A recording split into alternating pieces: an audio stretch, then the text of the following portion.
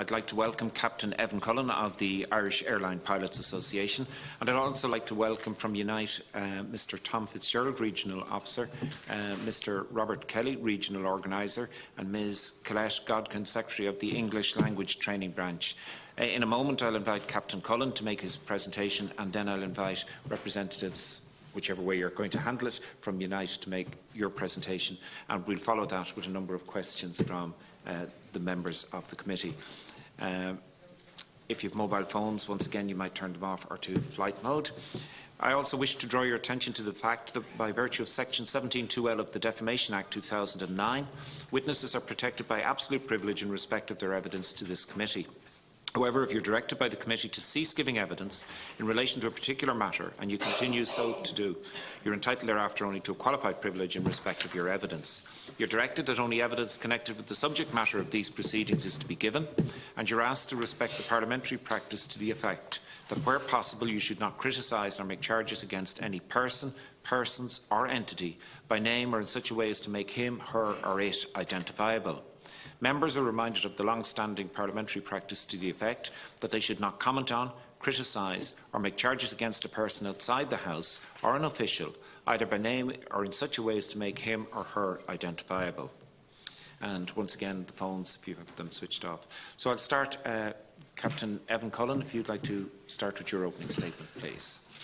On behalf of the country's airline pilots, I want to thank the committee for giving us this opportunity to address the issue of bogus self-employment of pilots operating for Irish registered airlines. We hope that your deliberations will result in a long overdue action to tackle this pernicious problem, which has detrimental effects on the pilots themselves and wider Irish society. In addition, reputational damage has been caused to Ireland and many European countries where pilots are based and are subject to bogus self-employment with Irish airlines, resulting in at least 2 European states initiating investigations around the effects of these types of employment. Irish registered contractor pilots. I want to begin by pointing out that approximately half of pilots operating in Irish registered airlines are not employed directly by the airline they fly for. That is an extraordinarily high level for such an important, skilled and safety-critical profession, which bears little or no comparison to other similar professions. Indeed, it is worth pointing out that according to the Ricardo study on working conditions for aircrew, which was completed for the European Commission, approximately 18% of European pilots have non-permanent indirect employment status. In this context, Ireland's rate of contractor pilots is approximately 3 times that of the European average. It is also worth mentioning that the same Ricardo study found that 93% of self-employment in European aviation is fake. A 2015 study by the Ghent University titled Atypical Employment in Aviation, also carried out for the EU Commission, showed that young pilots are particularly affected by precarious employment terms, with almost 40% of such young pilots having no direct employment relationship with the operator they fly for. We know from our own experience in Ireland that the vast majority of contractor pilots in Ireland are also relatively young. In fact, for many new pilots entering our profession, they are effectively forced to become contractors out of necessity rather than choice if they want to become airline pilots. Use of intermediary companies. It is important to point out that while the position of these self-employed contractors appears to be illegal under Irish law, different pieces of legislation may view these contracts in different ways, a confusing situation mirrored in the UK.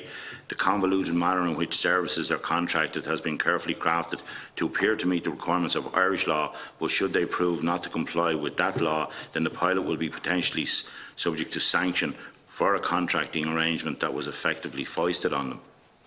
So how does this contractor model work? Under the Irish version of this model, receiving a contract is subject to the pilot becoming a director and shareholder of a pre-existing limited company. The company will typically have 3 to 8 other directors, but the pilot will not be told who those directors are, even when that information is requested. The company will not have normal employees other than directors. The accountant who will manage the billing expense claims for the contractor pilot is a director too.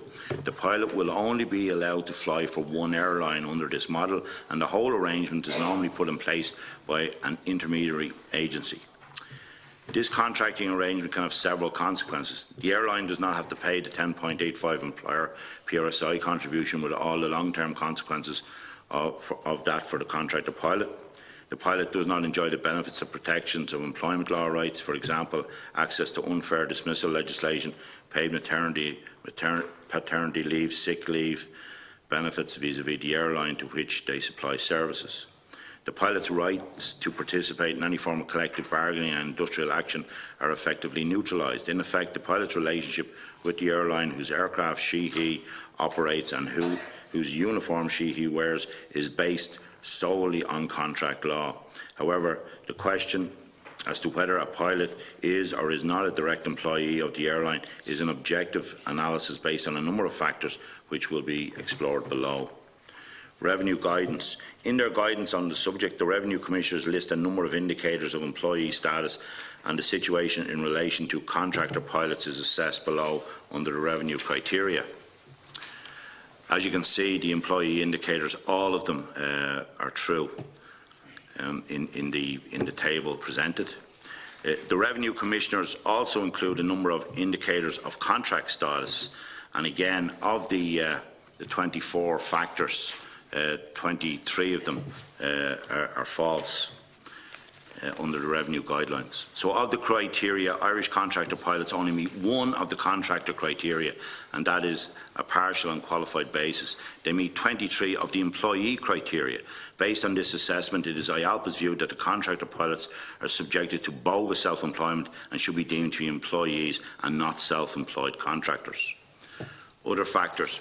We are aware that this revenue guidance is not definitive, and there are other factors which need to be taken into account in determining the status of the contractor pilots. The following are important to note. A. Mutuality of obligation exists between the pilot and the airline for which they work. This means that there is an expectation or understanding that the airline will provide work and the pilot will perform that work. Note that the contractor pilot is rostered for a number of weeks in advance, and there is no casual element to the contractor pilot's obligation to operate their rostered flights. B. The contractor pilots are performing identical work under the same administrative and operational requirements and the same workplace terms and conditions with other individuals who are categorised as employees by the airline. C. The pilots are not engaged in independently marketing their services to a number of airlines. Their companies have no independent public trading identity. D. While agreements between the parties might label the pilot as an independent contractor, whether they are an employee is a question of substance over form, easily tested by reference to the Revenue Commissioner guidelines as previously outlined. E. The contracts are for definitive durations, normally 3 to 5 years, and are not short, ad hoc or project specific. F. It is IALPA's view that any objective review of the contracts will show them to be unconscionable and one-sided. It is conceivable that certain pilots may be properly considered contractors. For example, test or training pilots who sell their services to a number of airlines generally and operate on short-term or specific purpose contracts. Experience indicates that the number of pilots operating this way is very limited and is entirely out of the intention and design of these pilots in question. However, based on the assessment of the revenue criteria and other factors that have been taken into account, it may be generally said that ordinary pilots should be considered to be employees of an airline they work for and not genuine contractors engaged as such on a voluntary basis. The actual working lives of contractor pilots subject to bogus self-employment arrangements do not vary in any meaningful detail from their employee pilot colleagues. European interest. In 2011, a German prosecutor asked the British authorities to search the UK premises of a company that provides pilot services to an Irish airline. The prosecutor alleged that the company in question was in breach of tax and social security law. The prosecutor pointed out that all work sequences for the pilot, including their uniforms, were specified by the airline. The airline in question determines which flights the pilot has to make and when, scheduling those flights weeks in advance. The contract concluded between the pilot in question and the pilots includes provisions that the pilots are bound to comply with specifications by the airline. A pilot witness stated that he was recruited by the airline and received an offer for employment from them once he had obtained the required aircraft type licences. After obtaining this licence, the witness was further trained by the airline to comply with its procedures and standards. Only afterwards was he referred to the agency in question by the airline, and this agency finalised the contract formalities by email. The pilot witness never saw any office of the agency that completed the contract formalities. The German prosecutor stated that the agency in question was responsible for processing the monthly work performance for approximately 1,600 ostensibly self-employed pilots with the airline through 300 Irish companies which had the legal form of a limited company.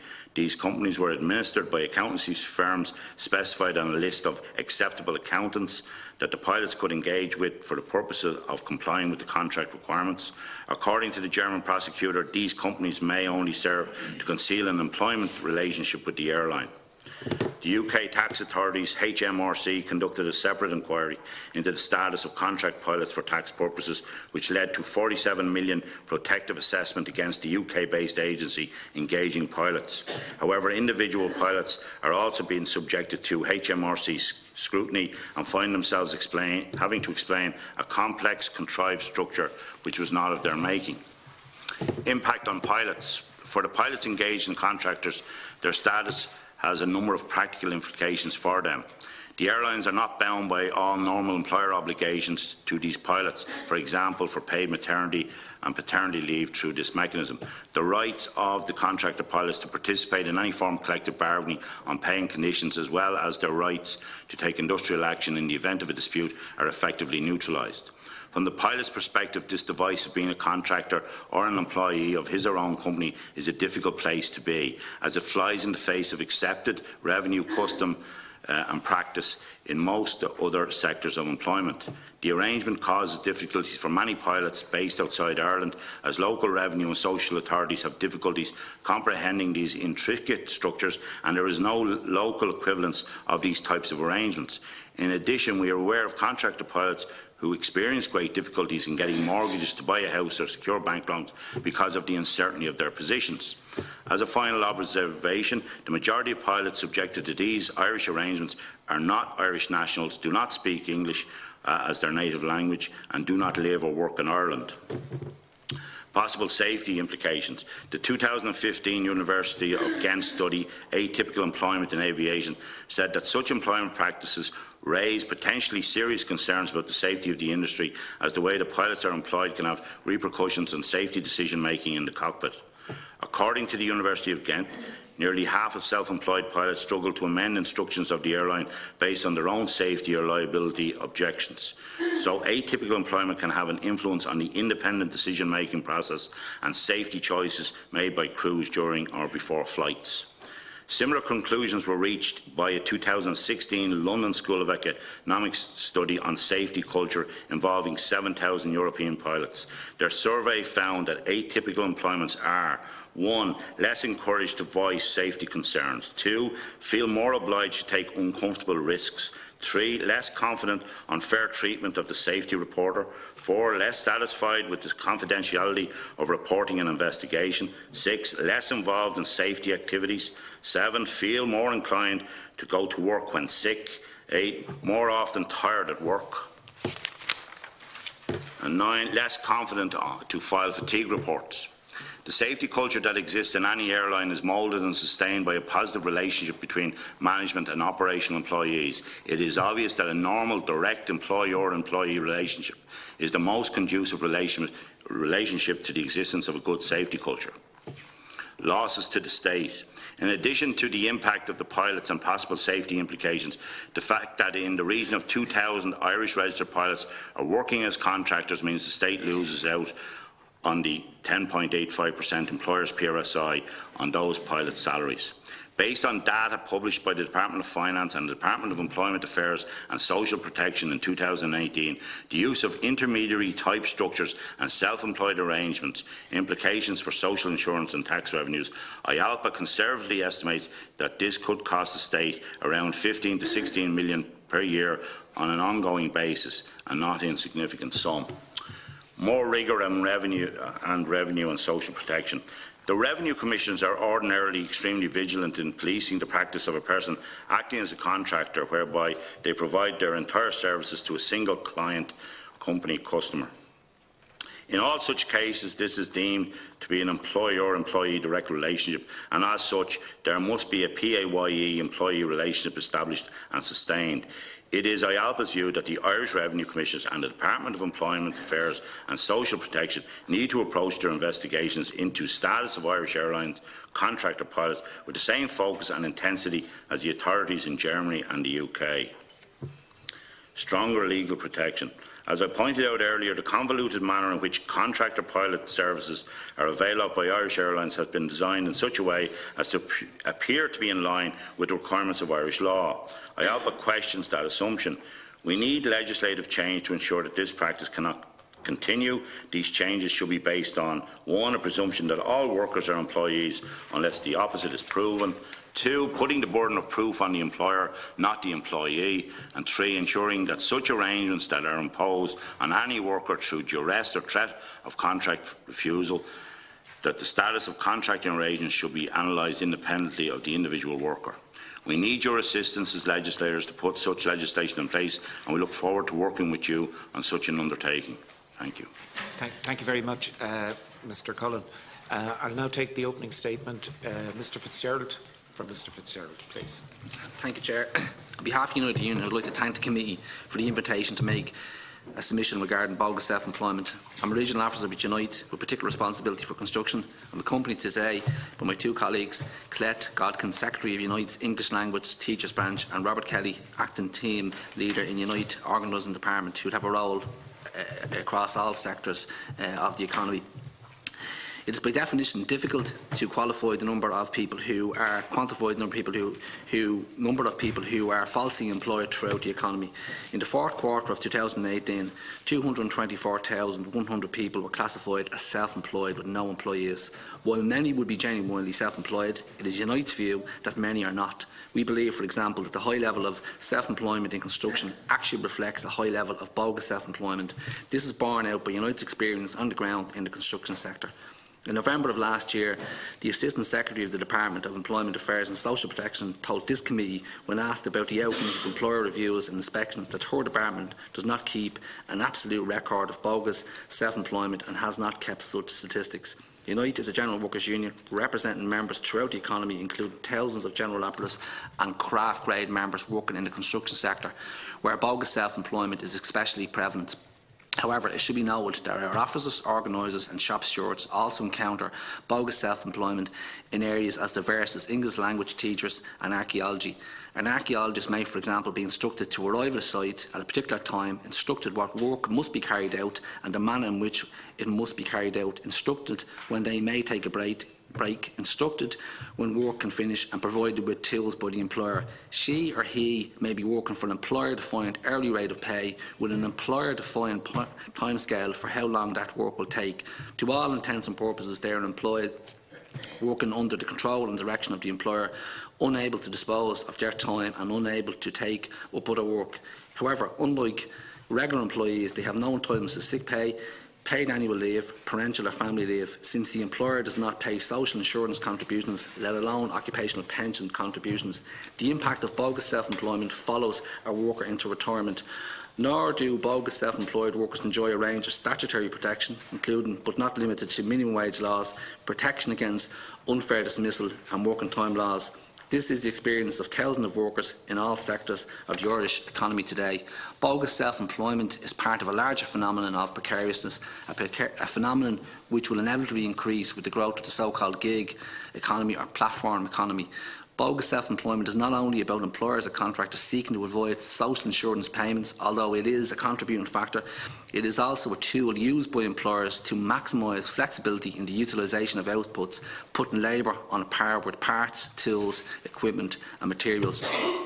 It also seeks to undermine solidarity, since the worker is no longer a part of a workforce, but instead an atomised individual provider of labour and is used as part of an aggressive union avoidance policy. Addressing this committee in February, Professor Michael Doherty of Maynooth University pointed out that in the case of non-employees, independent undertakings are generally forbidden from coming to mutual arrangements over basic terms such as minimum payments, as they would likely contravene competition law, and he concluded that it is very difficult for non-employees to engage in effective collective bargaining. This is bad for the economy as a whole and for the construction sector in particular, since all the available evidence indicates strong links between collective bargaining rights and economic progress. Construction. The highly fragmented nature of the Irish construction sector helps facilitate bogus self-employment.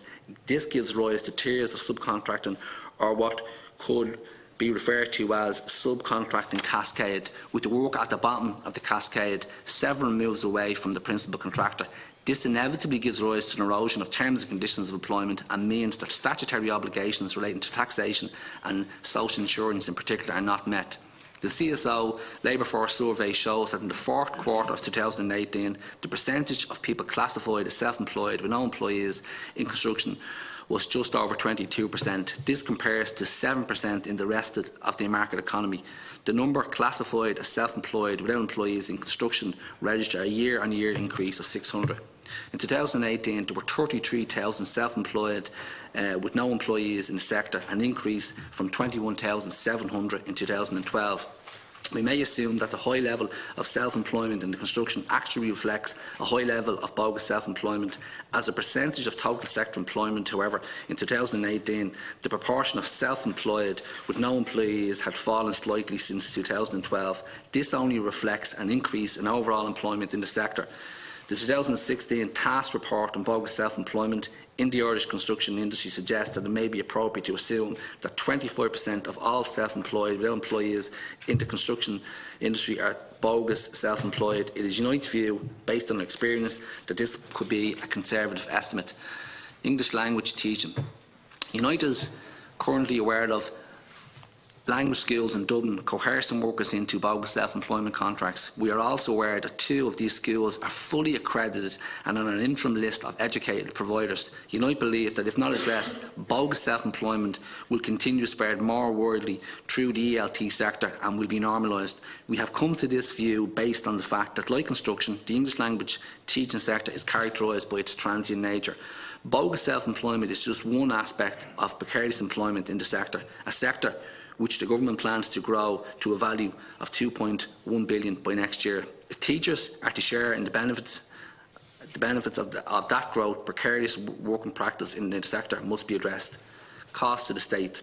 I spoke earlier about the impact of bogus self-employment on the individual worker, an impact that follows them throughout their working life and beyond into retirement. There is also significant cost to the exchequer, which means a cost to us all. By definition, it is as difficult to put definitive figures on this cost as it is to definitively quantify the number who are falsely self-employed. The loss of social insurance fund due to non-payment of employers' PRSI is likely to run into hundreds of millions of euros across all sectors. This point was detailed and developed in a recent presentation made to this committee by the Irish Congress of Trade Unions when they referenced the joint report published by the Department of Employment Affairs and Social Protection and the Defence and the Department of Finance, the use of intermediary-type structured and self-employed arrangements, as referenced by Alpa today also. This is also a loss. There is also a loss of spending power in the economy due to a loss of benefits arising from self-employment. While this will be marginally mitigated by the new regulations governing access by self-employed to job seekers' benefit due to come into force in November, we believe the overall gain to workers will be negligible. Remedies. There is no single measure which will remedy either the wider issues regarding precariousness or the specific issues of bogus self-employment in construction and other sectors. Unite argues that consideration should be given to a package of measures. First and foremost, the burden of proof needs to be switched so that an employer can show that a worker is not in an employment relationship. In respect of the construction sector, all contracts for labour should automatically be assumed to be a contract for employment under Schedule E, and the principal contractor should be responsible for the payment of social insurance in compliance with all relevant terms and conditions attached to Schedule E employment. The first contractor must be made the agent of responsibility.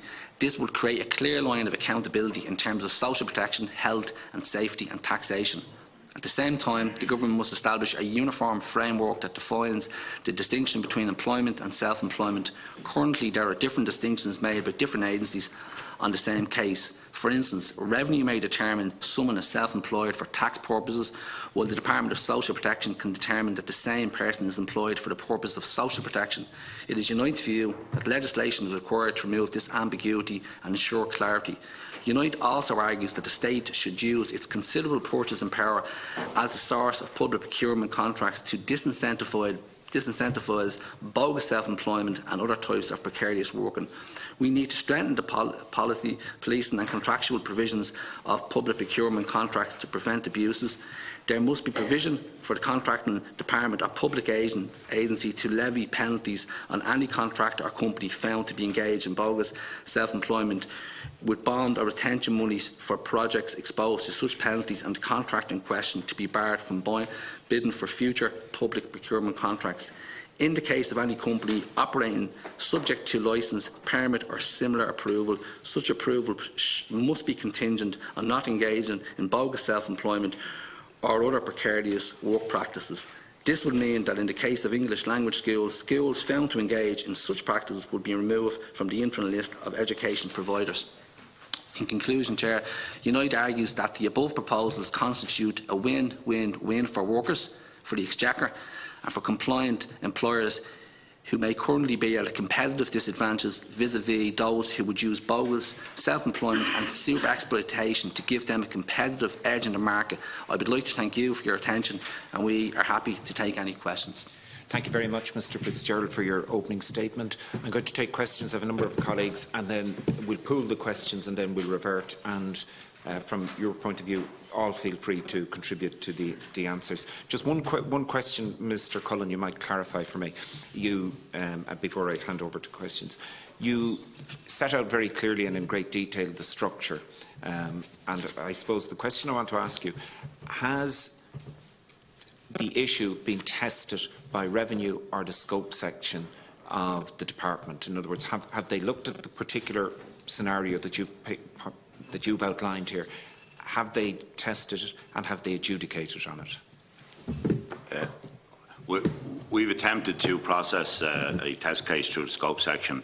It's tied up with senior counsels in the scope section for the last 3 years, Chairman. I'd also say to you, and these are matters of fact, that the company that's involved in the scope section at the moment, the pilot services company, it had, I can't remember if it was 5 or 8 pilot directors, and now one of those directors has since left that company and gone and is directly employed by another airline and has taken this case for his social welfare entitlements. The other directors don't even know that the company that they are directors of is participating in the legislation.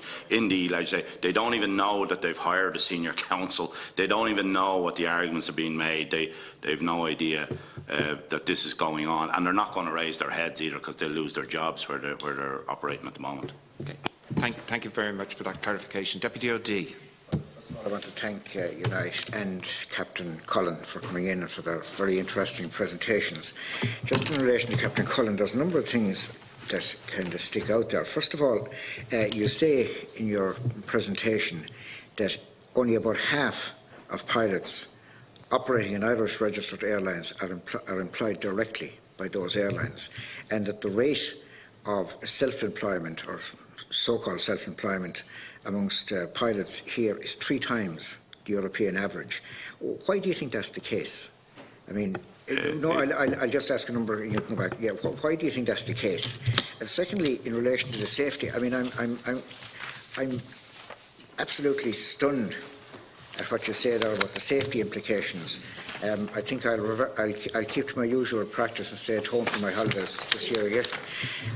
You state there on page 6, according to the University of Ghent, nearly half the self-employed struggle to amend instructions of the airline based on their own safety or liability objections.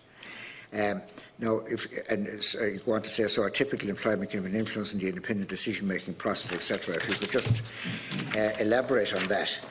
And, you know, what you're saying there about, I mean, the Chairman asked you something I was going to ask you about your approach to the Revenue Commissioners and to scope. I mean, I think what's happening in relation to your difficulties with scope indicates how weak enforcement is, or you know, whether there's any interest. It raises the question as to whether there's any interest at all in enforcing what we all understand to be the law of the land. Have you had any contact, by the way, with the Revenue Commissioners? I mean, you say on page 4 that of the 24 criteria, you point out the criteria set out by Revenue themselves, and you demonstrate very clearly that these criteria point only almost exclusively in one direction, to employee rather than self-employed. I mean, has there been any discussion with the Revenue about this? I mean, how can the Revenue we'll say, stand over a situation whereby their own criteria are being so clearly ignored. And the other thing I want to ask you about is the structures, these companies. I mean, apparently there are companies set up and people are being appointed directors of companies and they don't know the other directors.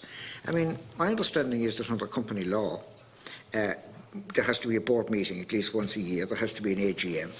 I mean, this seems to be driving a coach and four through company law. Has anybody even attempted to enforce the law of the land in this regard? I mean, it beggars belief, really. Now, I also want to thank Unite for their presentation. And I mean, most of what you're saying is not news to me because I've said it myself repeatedly. And indeed, I put forward legislation to deal with the situation which has disappeared into the Bermuda Triangle, like a lot of the legislation being put forward by the opposition.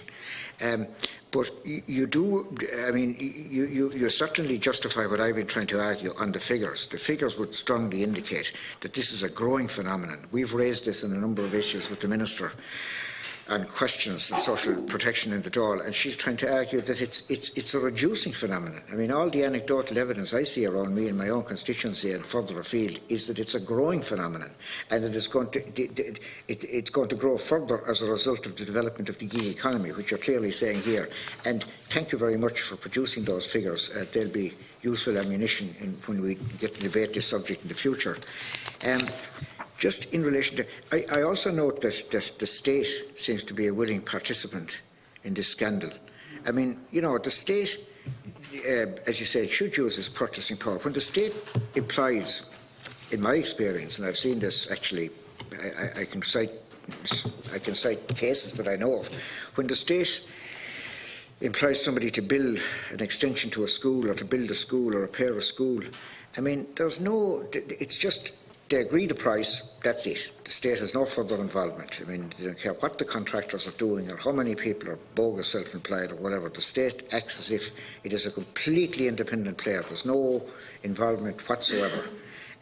And, you know, you've cited the case there where there's two accredited schools, these language schools in Dublin. There's two schools which have been accredited, which are forcing teachers who are employed by the schools to pretend for tax purposes and social welfare purposes, etc., and employment law purposes, that they're self-employed. I mean, that is simply outrageous. So anyway, thank you for your presentations. You've given us a lot of food for thought, and you've given us extra ammunition in our campaign to do something about this. Thank you, Deputy O'Dea. Deputy Brady. Thanks, Gerald. Look, and thanks to the guys from Unite and Captain Evans for coming in this morning. And I suppose this is a continuation of an ongoing process. We've had a lot of witnesses in from ICTU and other areas, so a lot of evidence has been given already, and the evidence that you have given absolutely 100% backs up all of the stats and the evidence that has been presented already. And I think people out there would be genuinely shocked and surprised that what is going on out there has effectively been, eyes have been turned away, by revenue, by departments, and, in my opinion, has allowed the facilitation of massive tax fraud going on in this state. So, the work of this committee, thankfully, will shine a spotlight on that, and more importantly, put forward solutions and proposals. And I know a number of opposition parties, my own included, have brought forward legislation to deal with this massive issue of bogus self-employment and whole-scale tax fraud.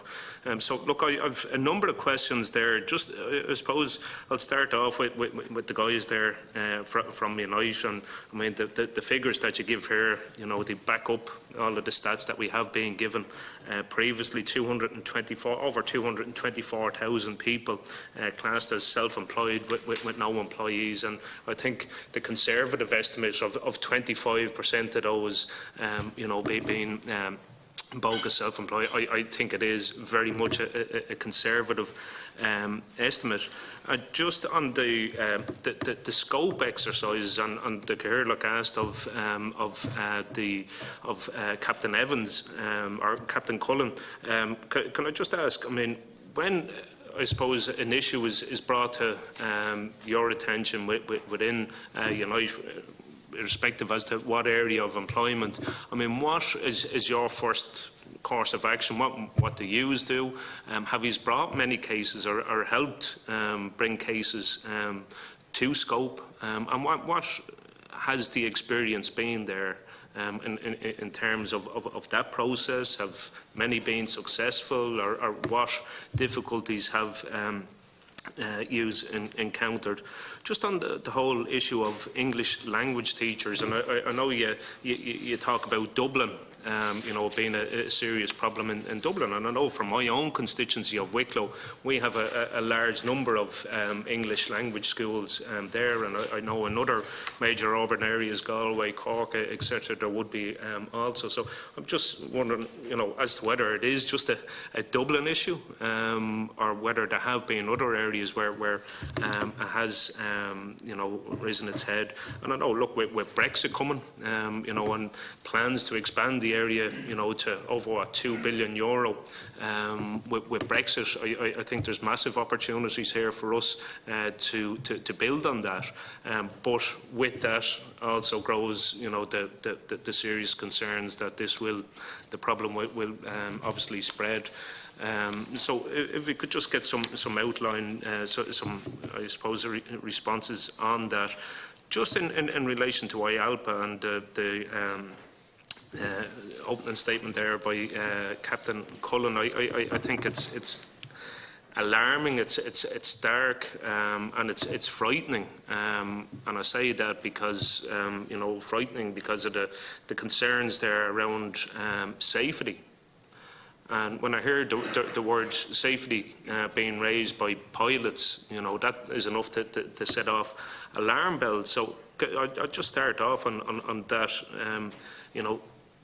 Maybe if Captain Cullen could elaborate on those safety concerns, and whether those concerns have been raised with the Minister for Transport, or indeed the Irish Aviation Authority, and if they have, what kind of response has been given to those issues. And also, look, I mean, in the evidence there, we know the issue has been investigated in Britain. It's also been investigated in Germany. And as far as I can see, Irish law is being used by some airlines to set up precarious systems of questionable self-employment, basically to, I suppose, get around our very weak system, and whilst being investigated by other countries. And so some of these airlines, I mean, can I ask the question, are all Irish airlines using self-employed contracts? When I say Irish airlines, obviously we're looking at the likes of the Ryanairs, the Aer Linguses, and if they are, would you have kind of percentage breakdowns of those? Would it be the case of other non-Irish airlines coming in and setting up in Ireland and using our system as a base? And if so, would you have any stats on that? Can I just a couple of other very quick questions there? Have you spoken to revenue commissioners and social welfares about the state of affairs, and what have been the responses there? Have you reported your concerns to all the relevant authorities here? Have you raised them with the Taoiseach, with ministers for finance, Minister for Transport, and what have their responses been there? Just in relation to, you mentioned young pilots being forced into these precarious positions of work. Are there situations where young pilots are leaving, or starting training and being forced out and not completing because of the I suppose the arrangements here? And just can I ask, why is Ireland's rate of self-employment for pilots 3 times the European norm? Thank you, Deputy. I'll come back to you if we have time at the end. Senator Nash. Chair, it is absolutely startling, but I guess not unsurprising for people like me who've focused on this issue for some time now, that we have such high numbers of contractor pilots in this country. And I think people might assume that most of those contractor pilots who are engaged through these very arcane and Byzantine intermediary structures to conceal their employment status aren't in fact maybe necessarily just from airlines that are household names in this country and the airlines that would be synonymous with this country. So I would ask Captain Cullen just to elaborate a little on why he believes airlines globally are using Ireland as a base for their registration, and if he believes that it's a case that they are doing so to take advantage of the weakness of our employment protection laws and our tax laws. This is nothing short of a complete and utter scam. That's what it is.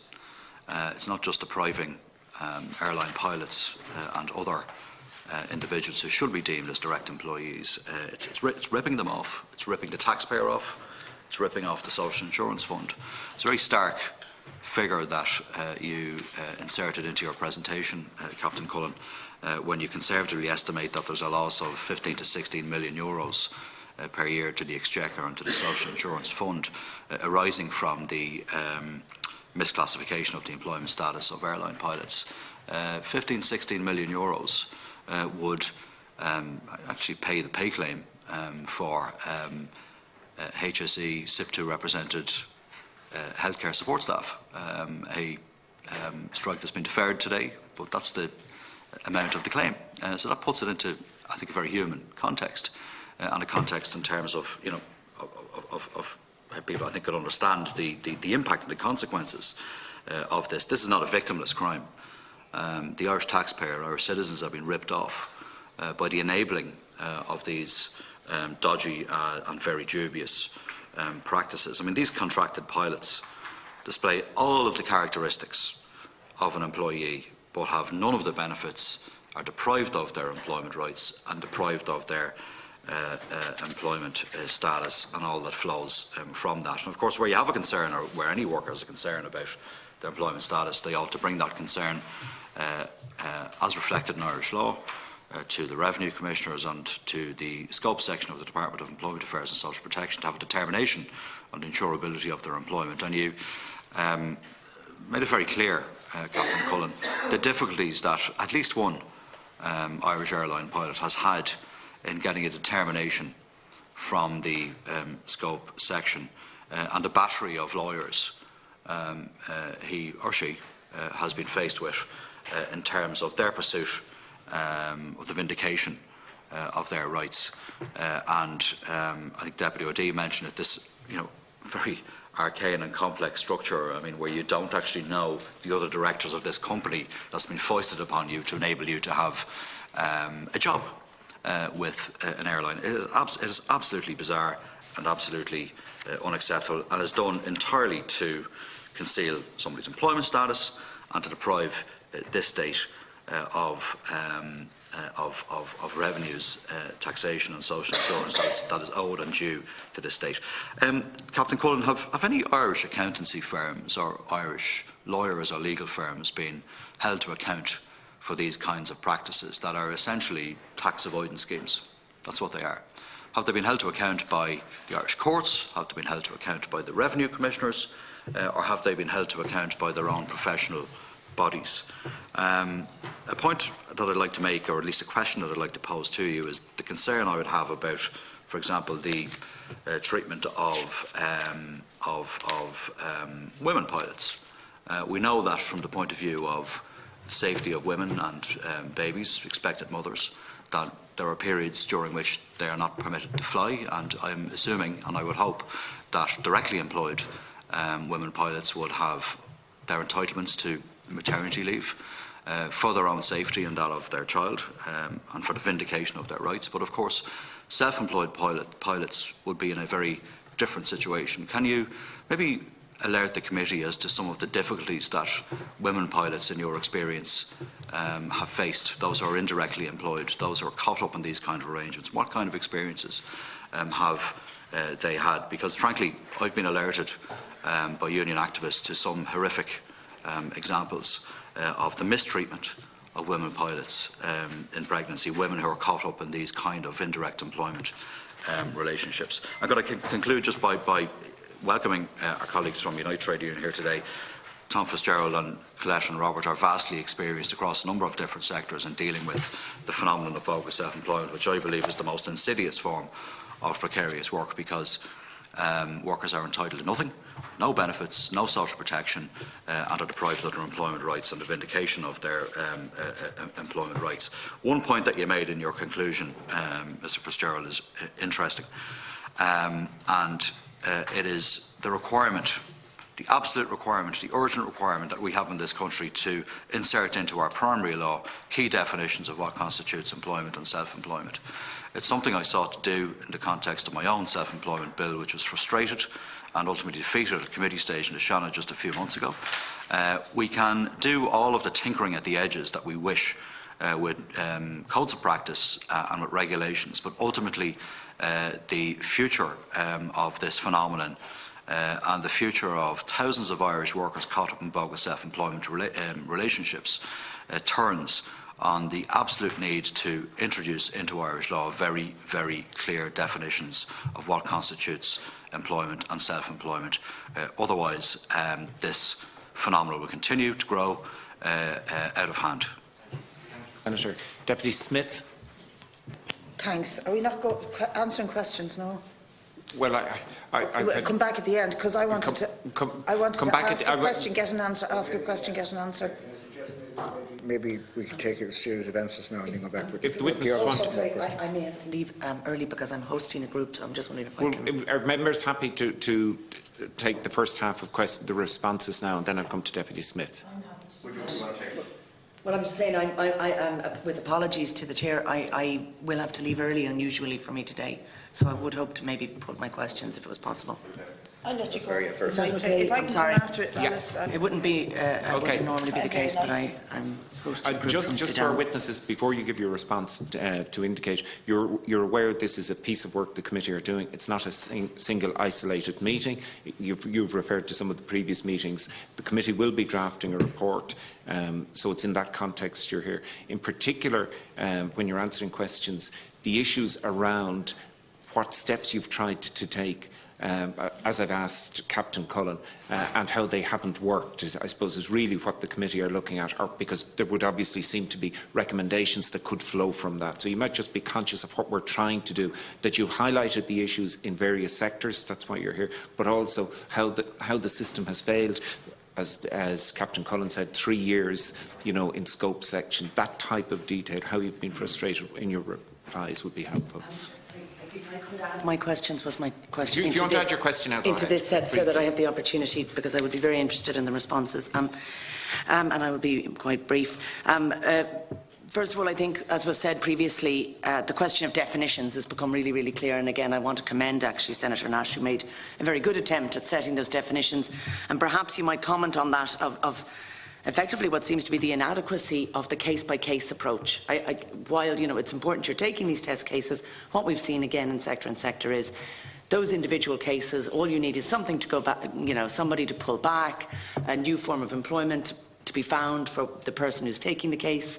That again, the scope and revenue, the fact of them looking at it on a case-by-case basis does not deal with the sectoral issues. And if you could talk about what sectoral investigations you think would be appropriate, and whether or not you think clear sectoral measures, for example, the definitions, which again, and it's very interesting from the presentation made, the extent to which the European Union and its institutions are very, very interested in the failures of our system. And again, there is a pressure from a European level around a definition of employee. I want to just touch on the question of, I was frankly just shocked at the situation whereby you would be director of a company and not be aware of the other directors.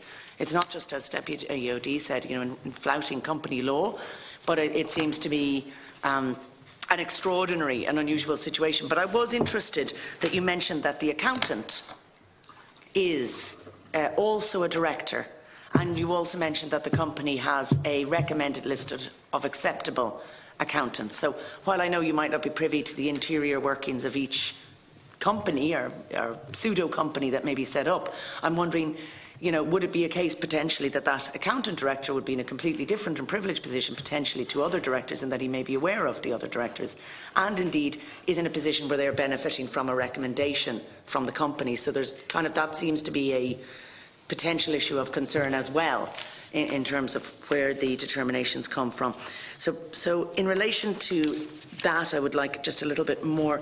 The other question which I had, again around safety implications, as I say, it's very, very alarming for anybody who flies to hear about the safety concerns being flouted in this way.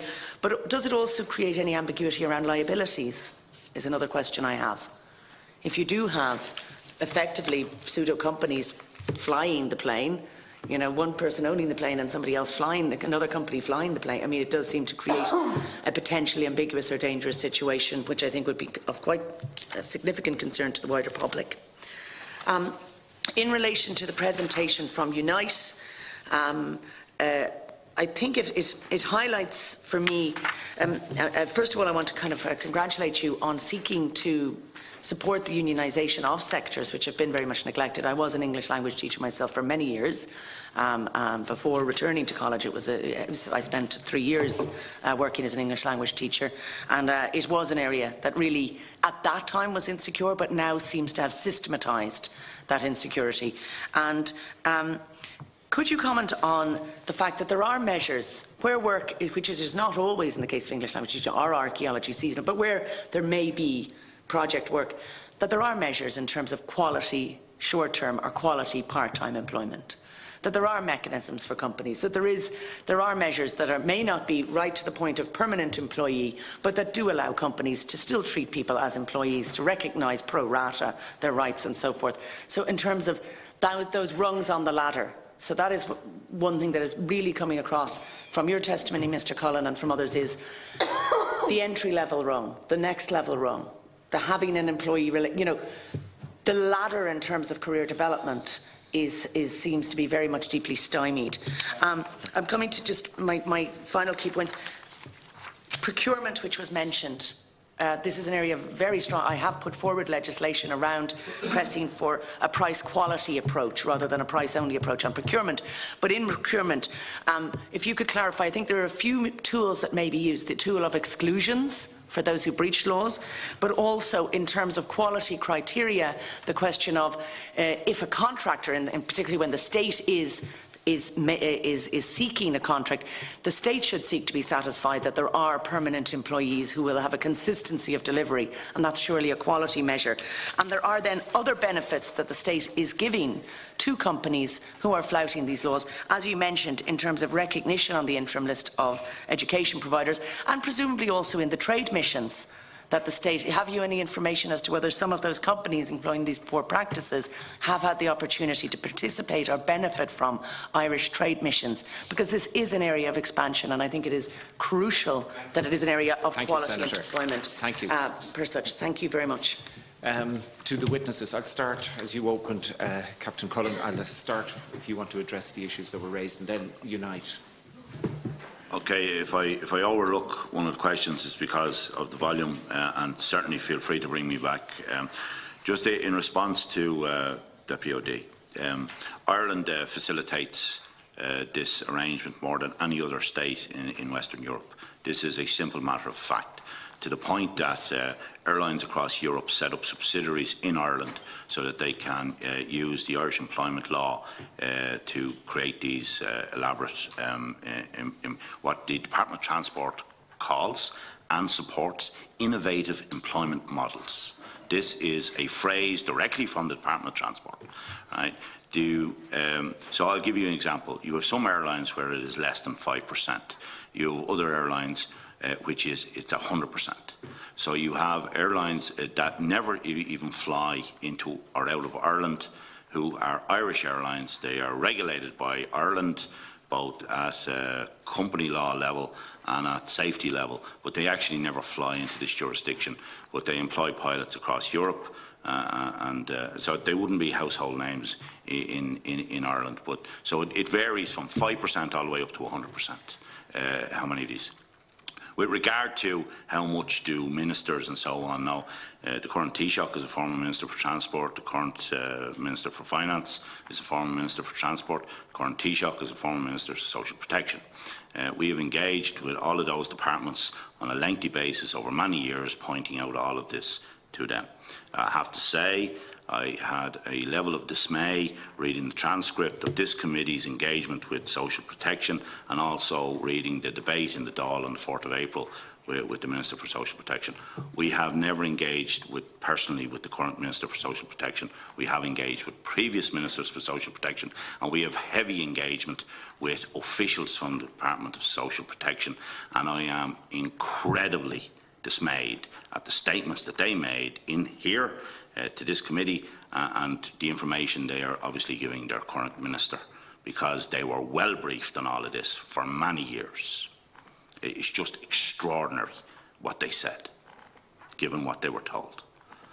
With regard to the obligations to hold AGMs and so on of these companies, we know of one lady, she's a solicitor out in North County Dublin, who is the company secretary for over 200 of these companies. We know that the UK Revenue have been pursuing her for copies of the minutes of the AGMs of these 200 odd companies that she. I note the Irish Revenue don't seem to care. They don't care at all about what these companies are doing. We estimate there's up to 800 of these companies contain between 3 to 8 pilot directors in them. And as I said to you, some companies have 100% of the pilots are in this kind of precarious employment. The state is a willing participant in this practice, and as I said to you, the Department of Transport has used the phrase innovative employment models, which is on the safety case. Then the agencies that are used to let's say direct the work towards these pilots are not covered by the Irish Aviation Authority. So whereas the airline is registered and in the jurisdiction of an aviation authority, and the pilots as licence holders are in the jurisdiction of an aviation authority, right? The agency is outside any of the laws with regard to aviation regulation. So whereby the airline would justifiably say it's not intimidating its pilots by threatening to cut work from them if they don't toe the line on a safety issue when it comes up against a commercial issue. The agency, which is not in the jurisdiction of the aviation authority, is free to do what they like, discipline the pilots, cut their hours and so on. I went and I briefed the Minister for Transport on the use of personalised fuel leak tables. This is where an airline would rate its pilots against one another on their fuel burn. And it's important to understand that the more fuel you carry, the more fuel you burn, because if an aircraft was to fly from Dublin to New York and it was to, suppose it was supposed to carry 40 tonnes for that, but let's say there's thunderstorms in New York, pilot might add 5 tonnes. He'll burn one of the 5 tonnes, carrying the other 4 tonnes. So you need to understand that the choice of fuel is 40% of the operating cost of an airline. So, and pilots in law determine how much fuel is to go on board. So the airlines are always looking at the fuel burns of pilots. So some airlines have these personalised fuel leak tables where the pilots are rated against one another.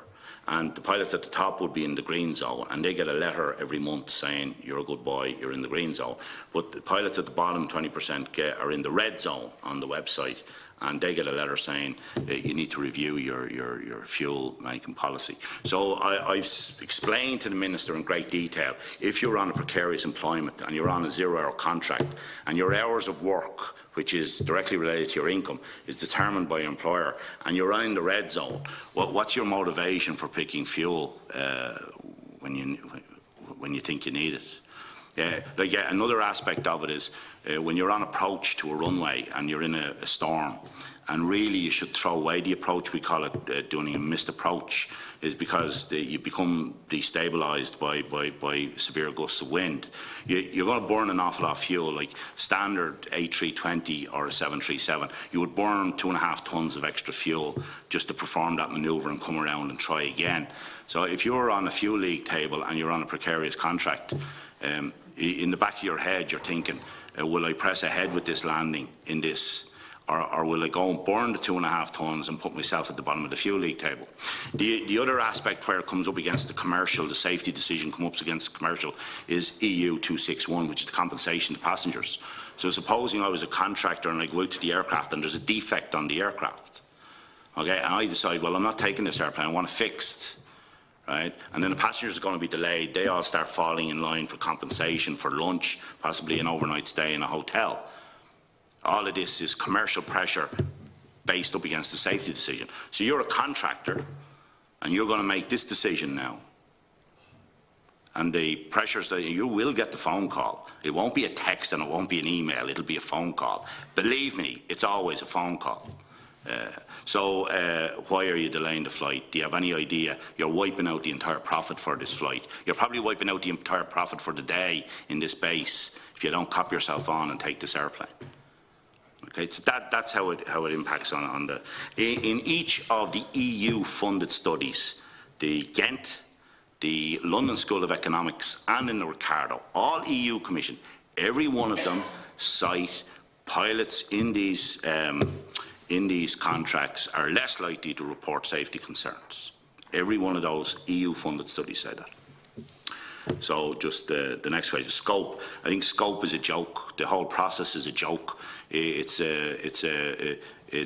nothing more than some kind of a fig leaf to satisfy, I don't know, social partners or whatever. It's designed to frustrate. It's designed to delay. It's designed to. It's a war of attrition on ordinary people trying to establish, vindicate their rights. Nobody in social protection seems interested in amending scope or taking scope seriously. Our experience is extremely negative about scope. With regard to the German investigations, at the back of the German investigations, over 100 pilots were arrested and charged with criminal prosecution for being in Irish contracts like this. German ALPA, Veraniken Cockpit, which is our brother pilot association, they did a deal with German Revenue whereby each of these pilots would go as the state's evidence against and take it through. We know there was a settlement, some kind of a settlement was made because it's all gone away now, but we know the Germans didn't let go of it and they're certainly very pleased with the outcome. Okay, young pilots forced into this. Yeah, the young pilots who join the airlines, they're led to believe they're joining the airline and they're going to be participate in the airline, and then at the last minute they're directed into a room where they sign up with the agency and end up being placed into these companies. They can find out who their fellow directors are through the company's registration office, and they have done that, and that's how we've made contact with other directors and so on. But I have asked numerous contract pilots to come here and attend, and even one of them to give evidence, and understandably none of them say you must be joking. They wouldn't come to this. So I think I've addressed. Absolutely. Well, it's not. It wasn't for the free lunch. It was absolutely out of fear. Yeah, absolutely out of fear. Yeah. Just on the other questions, high numbers of contractors, as I said to you, is between 5 and 100%. Globally, Ireland is the base. If you look at the European figures, Ireland facilitates most of the European figures. So that's why we facilitate this with our employment law and with our commercial, our company law. We believe the 15 to 16 million loss in employer PRSI is extremely conservative. Any accountants, what is remarkable is that these companies must use one of a short list of accountancy firms. They must be Irish accountancy firms.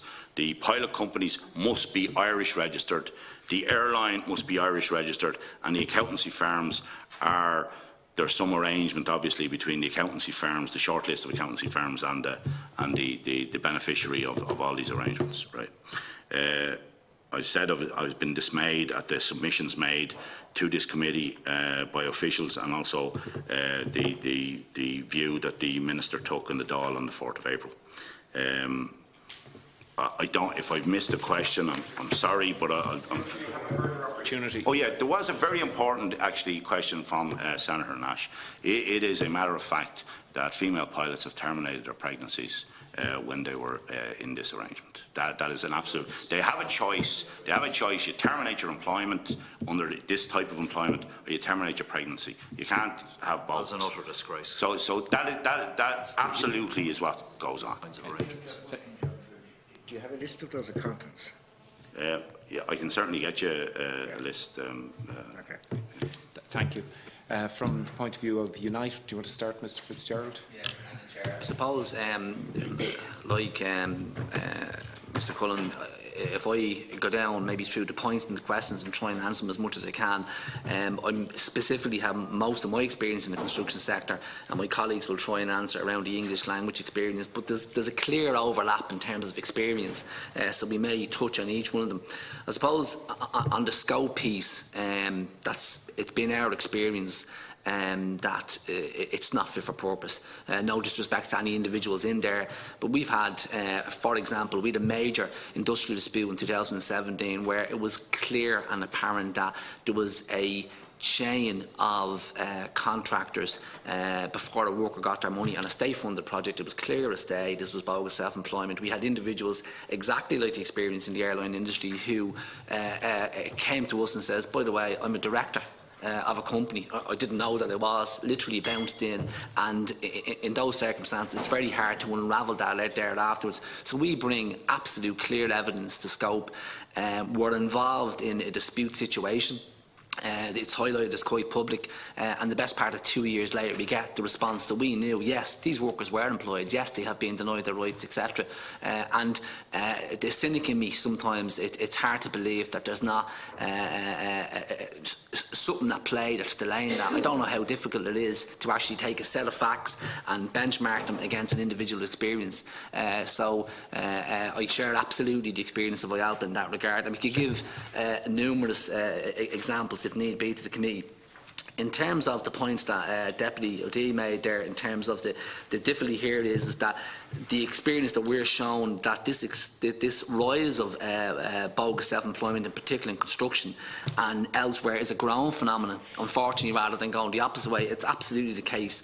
But as well as that, it is absolutely reasonable to conclude that there's a chain of causation between precariousness in general, precariousness in the construction sector, and the ability of workers who are building homes to buy homes, which obviously touches on another very, very significant social issue of the day, workers' ability to buy a home. There is a link between this. There's absolutely a link between this.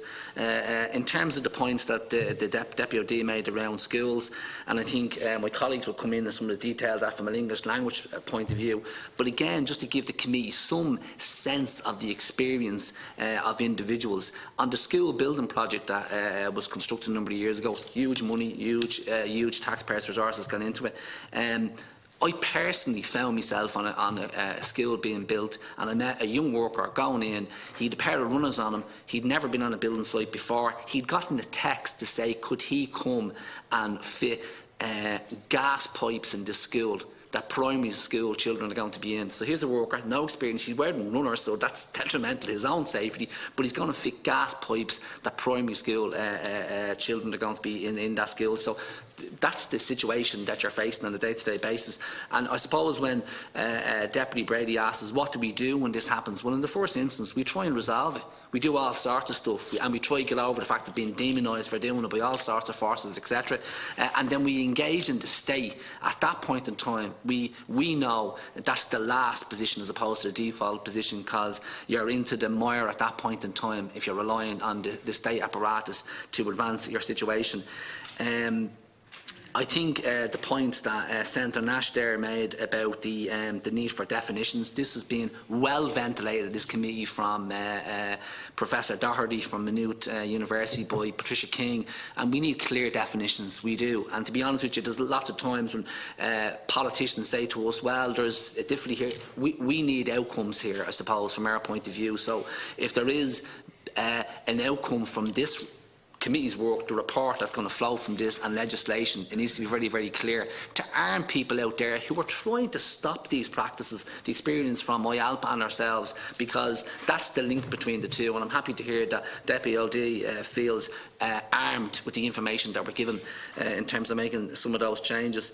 In terms of the points that Senator Higgins made, I think there are sectoral measures that can be adopted. You made a point in the procurement piece, is there tools can be used? Absolutely. You simply have to say, here's taxpayers' money. We want a situation that workers are properly paid, because we'll get a dividend from the point of view of tax, and that's a positive circle. And actually what the state are looking to get built in terms of schools, in terms of hospitals, all of those things will come out as a better product. We've experienced right today that in the children's hospitals there's bogus self-employment. The Irish Congress of Trade Unions, the Construction Industrial Committee, will be forced next week to have a protest at the Children's Hospital to register concerns, saying we know there's migrant workers being forced into bogus self-employment there. They're being forced into C45 and being forced into being contractors and in some instances directors, and they don't know. They don't speak the language, never mind anything else. So our experience, it's sometimes building sites can feel like a war zone in terms of dangers, and that's why you have deaths in building sites, and that's why you've got workers suffering the way we do, and the system is not equipped to allow the likes of ourselves to deal with that, despite the best of efforts of many people within the political system. So, you know, we can give any specific examples if the committee is minded, but the challenges are huge out there. But because of the purchasing power that the state has, we think this can be overcome very easily. To my mind, it's about will. Ms. Godkin. Yes, so I just wanted to go back to Deputy Brady's question, which is about the scope of this problem. Basically, it's actually quite difficult for us to determine how big the problem is. And part of the reason is because this is very much a newly unionised sector. So we have to approach people individually and ask them about the situation in their own school. But one issue that we keep coming across is basically fear of speaking up. Because it's a sector that has had a very long-standing culture of employment abuses, and the workers are very precarious in the sector, it is actually quite difficult for people to speak up because they are afraid of losing their jobs if they speak up or stand up for their rights. It's quite common in our sector to go to work and on a Friday be told there's nothing for you on Monday. So what we have found is we've definitely determined that there are 2 large language schools in Dublin who are engaging in this. Just this week I heard of 2 more schools that are engaged in it. There's also a temp agency which provides cover teachers, which again is engaging in bogus self-employment. Are you challenging those through either revenue or scope? We haven't actually done that yet. Well, for a couple of reasons. One is because some of this information we only got very recently. Okay, yeah. And then the other reason is to actually get the teachers to be willing to sort of stand up and put their name on this and to challenge it.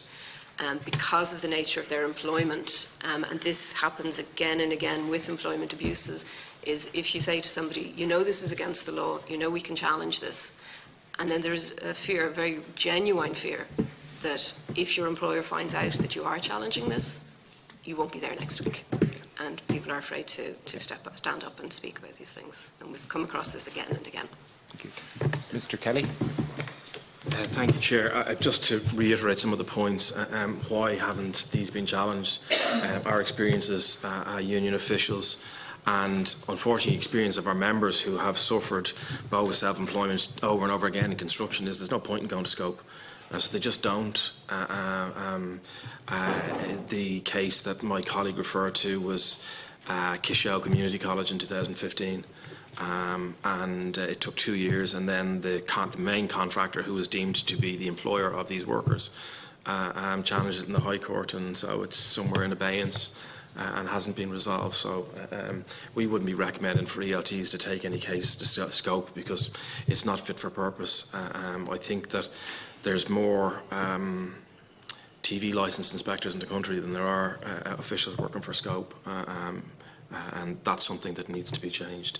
And in respect to some of the practices that Captain Cullen was referring to with respect to shelf companies and people being forced into being directors of these companies, this is now starting to transcend into the construction sector. We've had plenty of examples of crane operators recently who have been forced into or suggested or coerced into becoming a director of a company, and it's a very similar structure with accountants and being made directors and so on and so forth. And I guess my cynical approach to some employment practices is where there's ways and means to make more money and increase profit.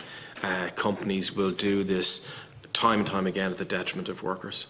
And there was a very sad case recently on a building site just down the road from here, where one of our members, who was working PAYE for a contractor on a major project down in Cardiff Lane, only weeks before an accident on that site, which resulted in him losing his left leg from his knee down, he had been coerced into becoming self-employed through another shelf company and so on and so forth. So he lost out on a substantial amount of sick pay from the Construction Workers Pension Scheme, which is an entitlement under the Sectorial Employment Order for employees, and sick pay from welfare, etc., etc., etc. So it is having a massive effect on workers in the industry, and it's up to you guys to influence that change if you can.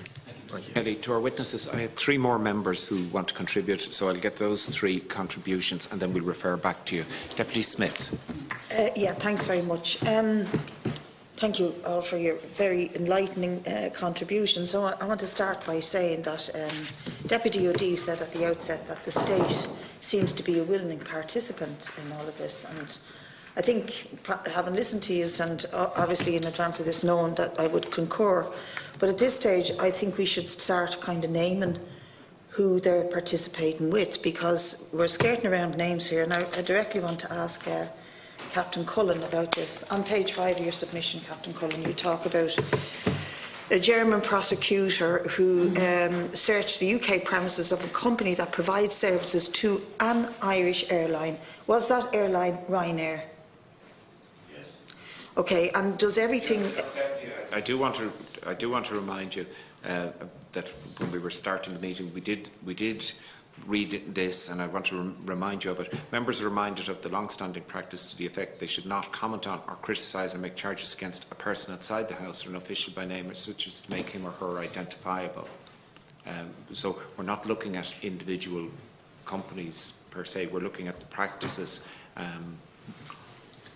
Yeah, what I'm trying to, if you let me proceed on my line of questioning. I'm just reading that point to you first. Fair enough, and that's your job to do that, Chairperson. I appreciate that you're reading it, but I'm also aware that Ryanair will be before this committee in our next scrutiny session. Well, they're invited. And I would like to ask Captain Cullen and others if they have any specific questions they would like us to put to a company that had a German prosecutor go to the British authorities to say, can you do something about this? Now, the interesting thing that I think why the German authorities and the British authorities are much more keen to track down bogus self-employment and will do things like cooperate with each other, take people to court, etc., is because the PRSI contribution of an employer in Europe is way higher than it is in Ireland. We have one of the lowest contributions, and therefore our government can sort of turn a blind eye when the former Minister for Social Protection, before he became Taoiseach, on the backs of his welfare cheats us all, was going after the low-hanging fruit. He could have gone after companies that actually cheat us all and practices that actually do us down, because there's a huge amount of revenue out there that's foregone through this bogus self-employment practice. And I think our witnesses today have shown that very, very well and very clearly. I'd also like Unite to tell us if they have the names of the contractors or the providers of labour in both the National Children's Hospital and indeed some of the schools that you mentioned that were part of the expenditure of public money where these employment practices are happening. And to Ms Godkin about the ELTs, because I think all of us here would be familiar with them because we've met them and they've given presentations and they've been outside the Dáil and stuff. There's an intention by the state to invest something like $2 billion in students and language for the future. In our constituency, that's very, very evident because there's something like 4,000 student accommodation rooms being built against the will of the local population in Dublin 8, and that's being repeated in Dublin 1, etc. That's if you like, planning laws are being laxed, and money is being put in to this. How can we? And I know you're saying legislation, but how can we, as trade unions, as a trade union movement, challenge this in some way rather than it just being seen as legislation? And would you guys agree that at some point, either through the ICTU or just through activity between teachers, builders and pilots, there should be some kind of action taken by those who are victims of these practices to try and put manners on them? There was just going back to the line of question there before the chair interrupted me, Captain Cullen. What I wanted to ask you there was, you said there's something like 800 companies is involved in this bogus employment practice. And again, can I ask you, are those 800 companies spread out through several airlines, or is it all Ryanair? No. Have you other questions? I was going to I just wanted to come back on that because it will lead to the next question. No. Every airline in Ireland is doing this to different degrees, from very low percentages up to 100%. That's the thing. And Ryanair, just to be clear, are not the 100%. You know what I mean? So it's very prevalent. But you find that the good employers are forced to do it because of the cost advantages that's given to their competitors by doing this. We don't have fair competition. We don't have level playing fields. A lot of the stuff that you spoke about would be very pertinent to the Transport Committee. Have you ever given evidence to the Transport Committee? No, the Transport Committee is not interested in evidence from IALPA. From IALPA, particularly from IALPA? Particularly from IALPA, yeah. Have you been blocked from giving evidence to the Transport Committee? Yes, we have, yeah. Okay, I just want to finally ask about the question of how much the previous ministers and the current minister know about this. So I was asking my colleagues there, when did the current Minister for Social Protection become the current Minister for Social Protection? And I ask it for a reason, because I got some research done in May 2017, that's over 2 years ago, on bogus self-employment. And in that, the Research and Library Services quote to me the Minister for Social Protection in April 2017. I'm not sure, would that have been the current Minister or the previous Minister? April 2017. I know the Taoiseach celebrated 2 years of being Taoiseach, and before that, previous.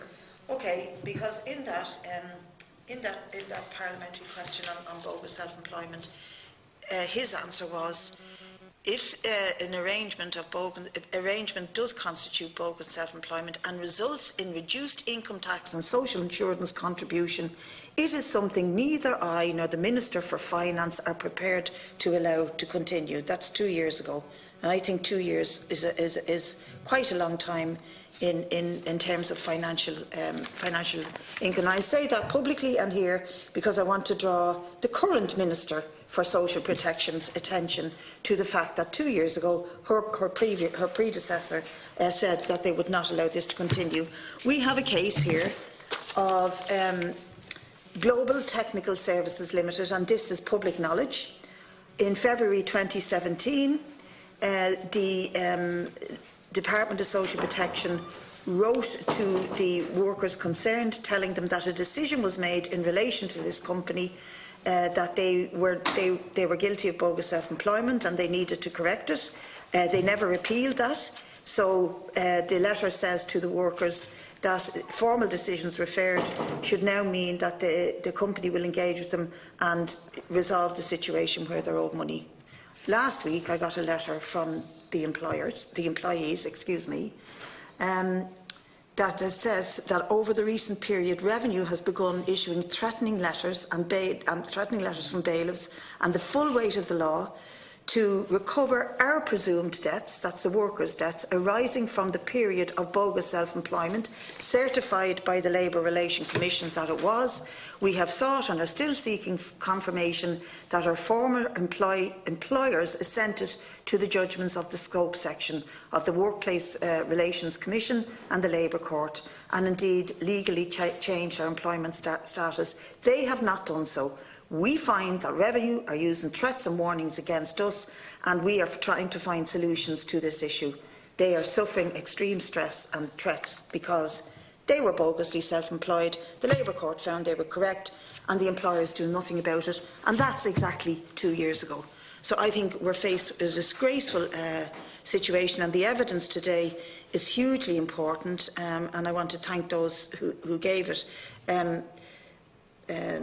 I think my last question would be to say to you, what, beyond legislation, could you tell us, both Unite and Captain Cullen, what you think can be done to stop this really outrageous practice?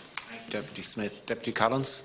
I think a lot of areas have been covered already, so I'm not going to repeat them, but I think I'd like to thank you really very much for coming in. We have been raising, many of us in the opposition, for a long period of time that this is an issue, and we've been sort of the shutter being pulled down like they do at the Ivy every time they go down at a protest on the tip-taft down there now. They pull the curtains. But I think I've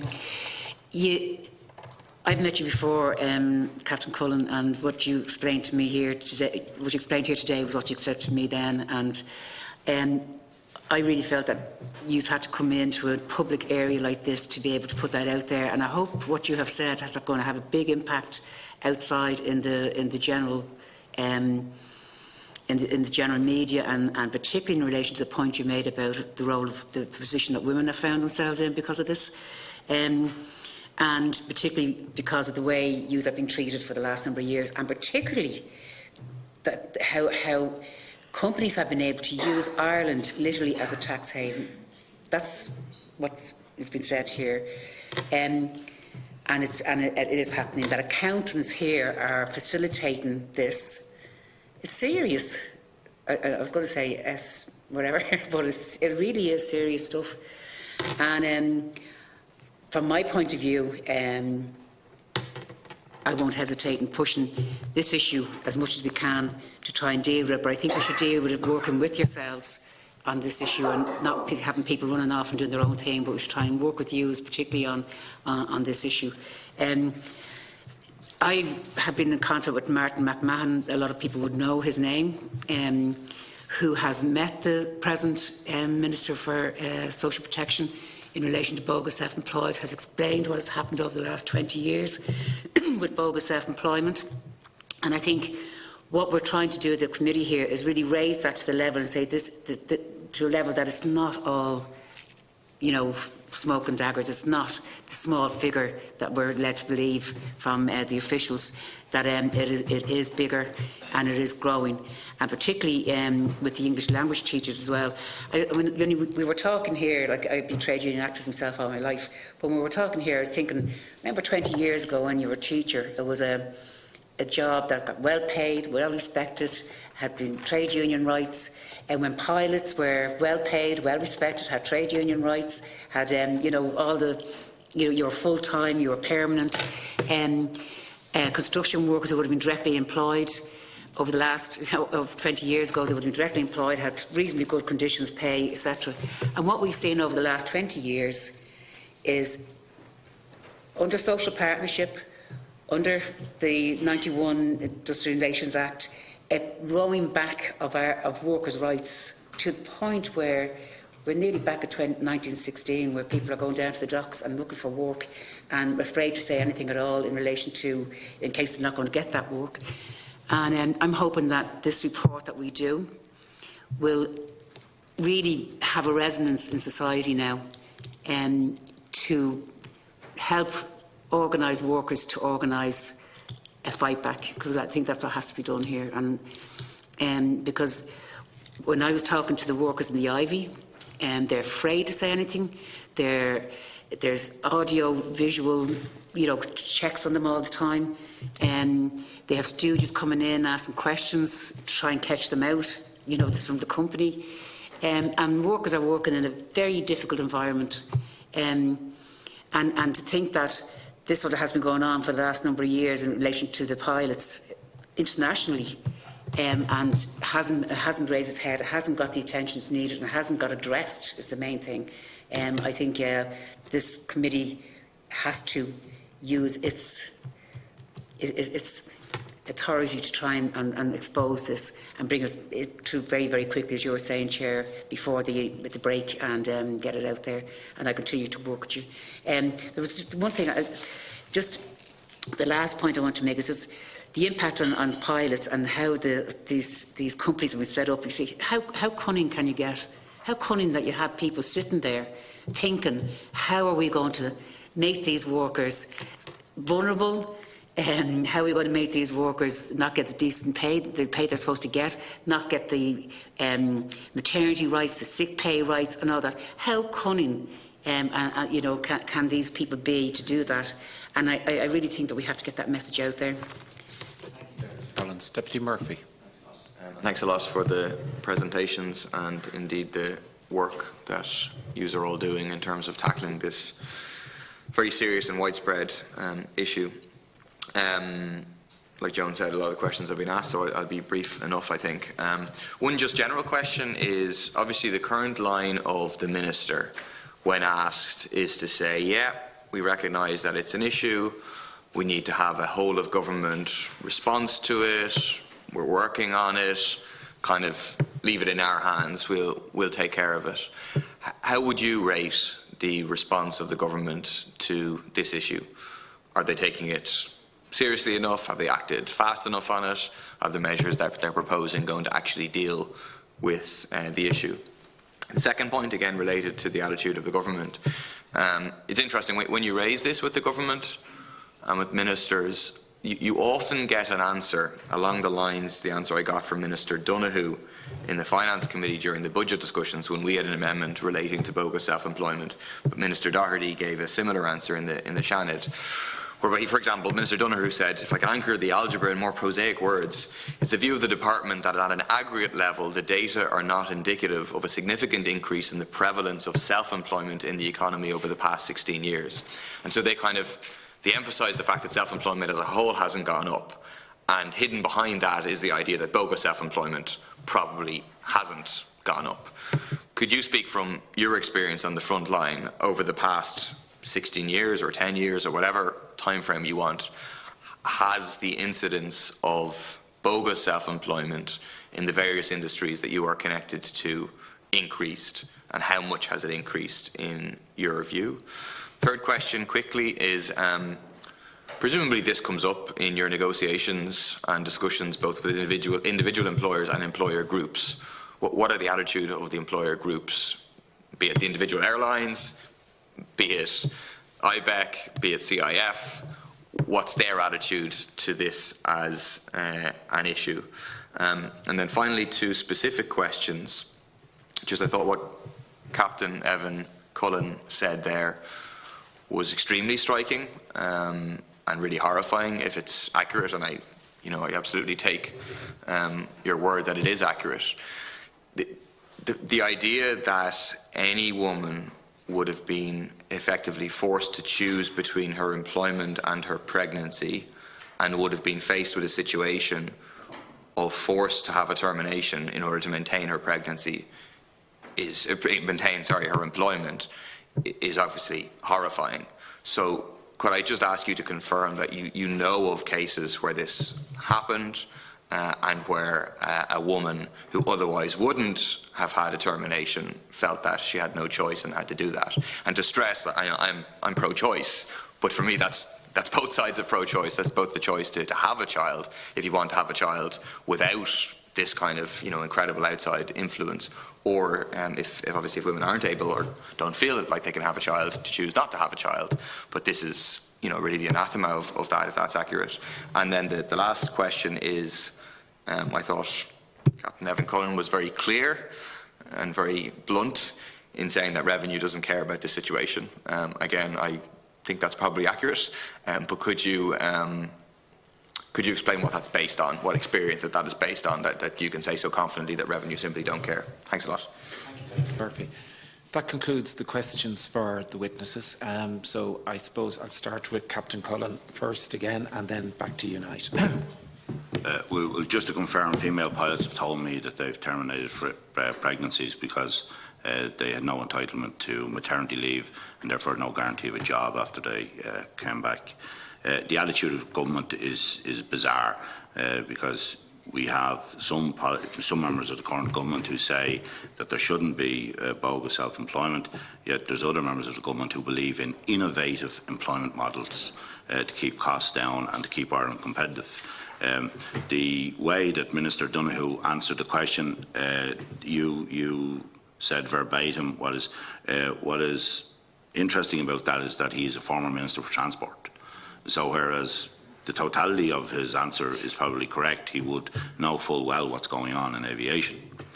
So I'll leave that. The attitudes of the airlines, there's no question that the airlines privately have said to us that they're unhappy with this, but they're being forced to do it because there's not a level playing field. You cannot compete with an airline that engages in this on a substantial level when you are directly carrying the full social cost of a direct employee. And I'll give you a classic example of how the Department of Transport operates.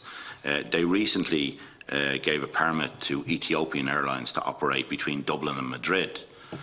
All of the people who are employed on that aircraft are based in Addis Ababa in Ethiopia with an Ethiopian labour cost base, but they are competing directly with workers in Aer Lingus and Ryanair who are on an EU cost base, labour cost base.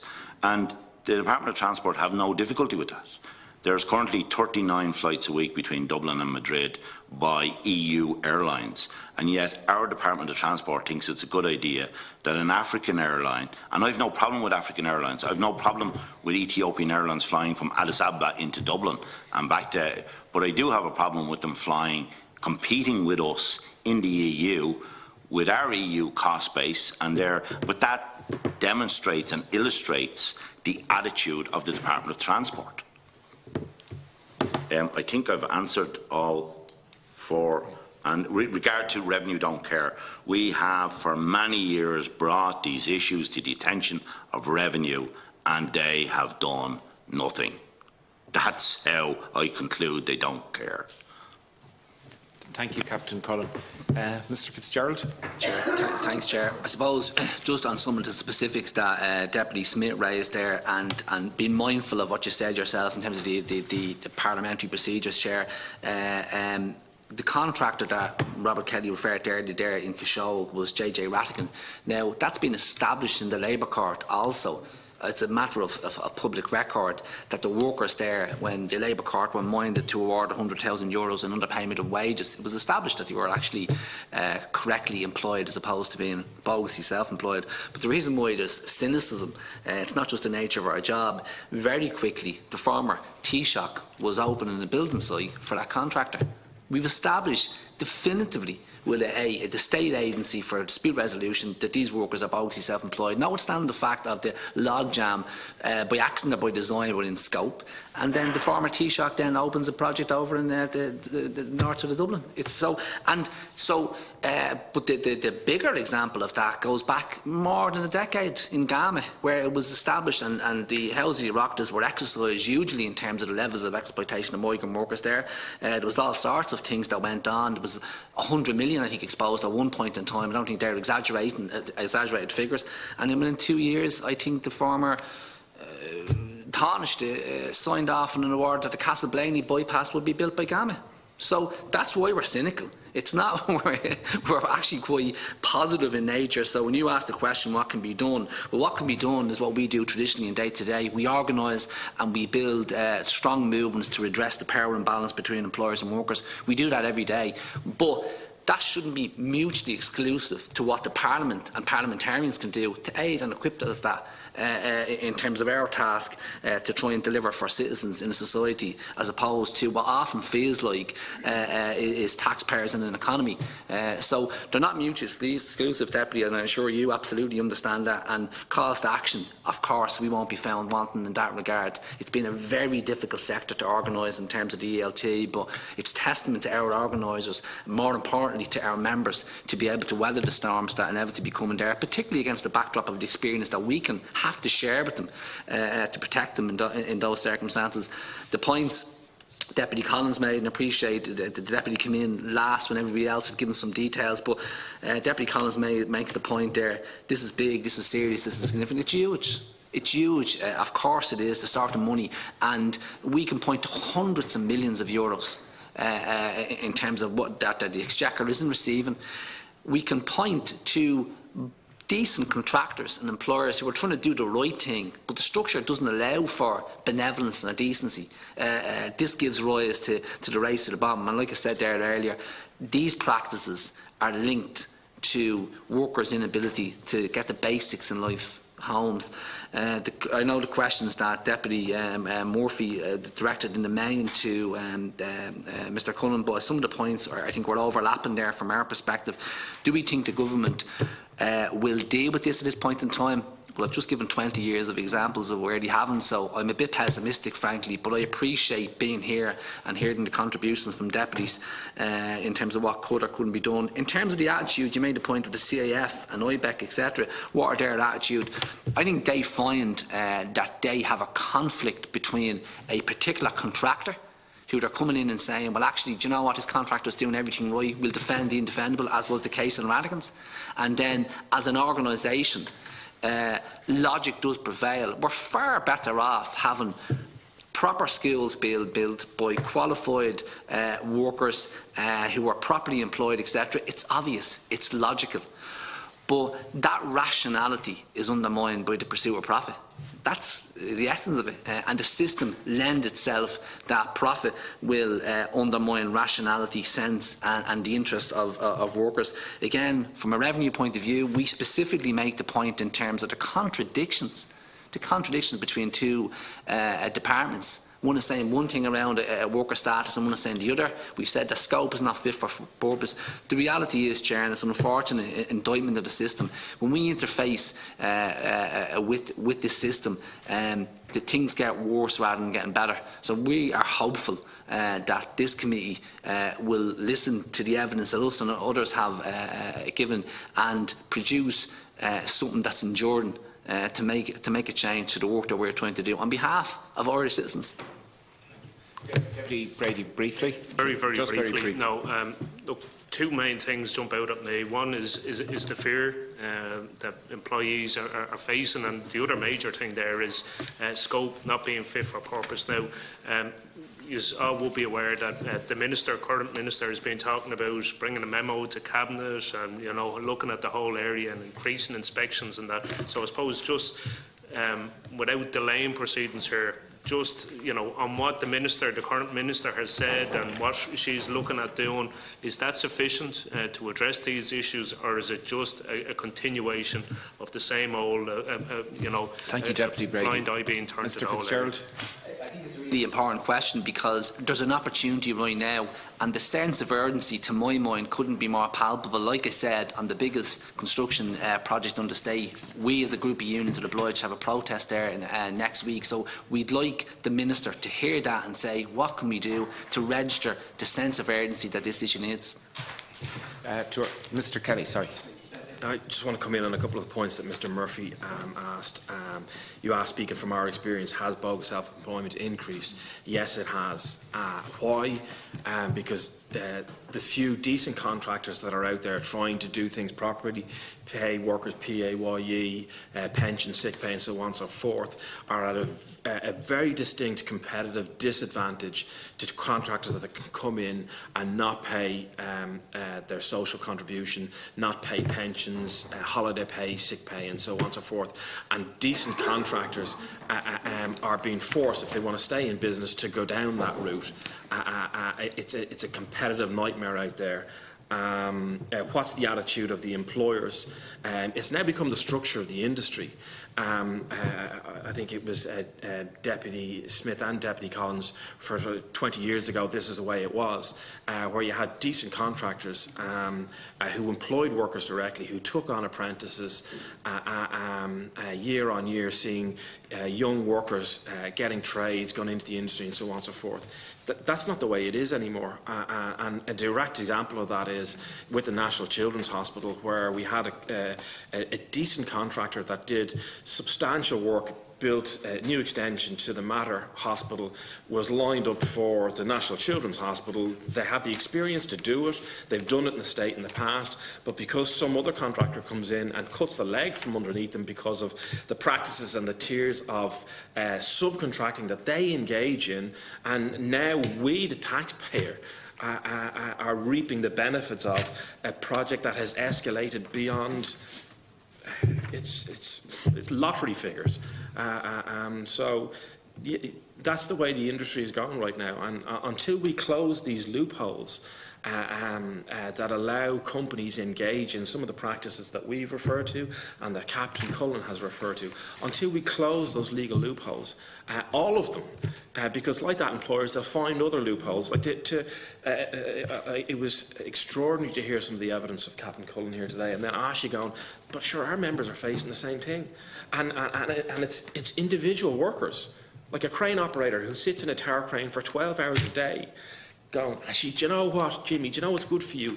I'm going to set up a company and I'm going to make you a director of it. And it just, and other experiences with the employers, when we raised these issues, we had a worker that came and sat down with the CIF to try and negotiate better terms and conditions, better health and safety, so on and so forth. Within 24 hours of that worker sitting at that meeting, he was blacklisted and ended up out of work for a substantial amount of time. This worker, I managed to find a contractor that was willing to employ him. He started on Monday.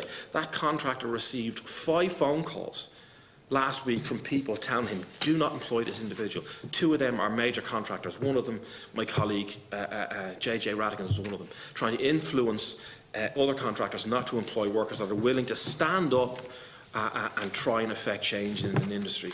Thank you, Mr. Kelly. Ms. Godwin. Yeah, actually, it's just interesting what Robert was saying, because this kind of comes back to what Deputy Smith was saying about what can we do as a union. One of the issues in ELT is a lack of union recognition and a victimisation of union members. And so I think that is one thing that we do need to do, is we need to gain union recognition in schools, and we need to put an end to the victimisation of members for a couple of reasons. One, so that we can actually support our members if they do decide to take a case, if they want to pursue this question of whether they should be whether they are bogusly self-employed or not. And I think for us, the other thing is to educate our members, because we have found a lack of awareness, particularly among younger teachers, as to how harmful bogus self-employment is to them. They're not necessarily aware that they're losing out on social welfare, that it will affect their pension in the future, that they are basically being excluded from unfair dismissals legislation, excluded from legislation which protects their parental rights. So as a union, we want to be able to educate our members about this and then support them if they want to take cases and if they want to pursue it. So I think, yeah, union recognition is very important to us to be able to do that. And then the second thing is just that there is a legislative avenue for us as well, specifically in English language teaching, in that for schools to be able to take in visa students, which is a huge part of the business, they need to be on a Department of Justice list called the Interim List of Education Providers. And so there is a mechanism there for the state to actually look at the schools, determine whether they're engaging in bogus self-employment. And we believe that if a school is engaging in that or in other abuses of Irish employment law, they should be removed from that list, lose their accreditation and not be able to continue to take in visa students. And we think that would act as an incentive to schools to actually stop engaging in this practice and actually treat their workers properly. Thank you very much. Just before we conclude, I'd like to thank our witnesses here today, Captain Cullen, Mr Kelly, Mr Fitzgerald, Ms Godkin. Your information, your opening statements, your response to the questions was very informative and very helpful. The committee has had a series of meetings on this, is in the process of concluding and hoping to produce a report on this whole area before the summer recess. And I know that's a tight time frame. And the report, I hope, will make some very, very specific suggestions. In that regard, if following today's meeting, if there's anything you feel that you didn't share with us or might be useful in our deliberations over the next week or so, feel free to contact us by email or letter, whatever. But and it will be considered. But sometimes you leave and you say, I should have said or could have. If there's anything like that that you feel that you'd like to bring to our attention, please do so. But thank you for your attendance and the directness in which you responded to the questions. Thank you very much. To colleagues, we're going to adjourn until this date, 2 weeks, the 4th of July at 10 a.m. Thank you.